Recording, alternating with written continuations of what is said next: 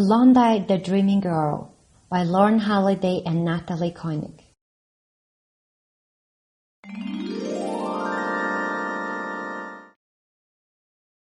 Londi was a dreaming girl. Up in the sky, she didn't see clouds. Instead, Londi saw flying geese, jumping fish, and flappy sheep running home. One afternoon, Kogo came outside looking tired. "Londi, stop dreaming," she said. "It's time to go and fetch the water." Londi stood up and smiled at her feet. "Let's go, feet.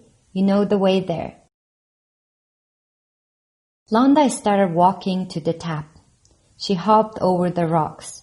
She crept past Mama Nellie's house. She dashed down the path. The line at the tap was long. "Oh no," Londi said to her feet. "We'll have to wait. Let's stay in line, no dreaming away." "Oh," Londi thought, "but what's that shining over there? I wonder who lost their shoe. Did it belong to a girl like me?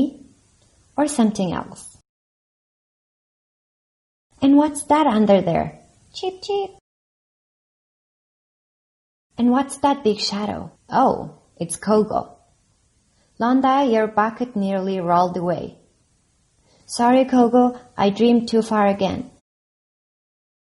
They filled up the bucket together.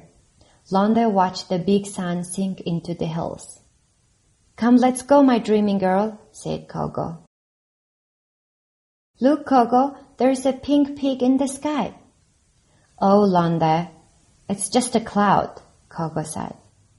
Londi took Kogo's hand and they walked home together happily.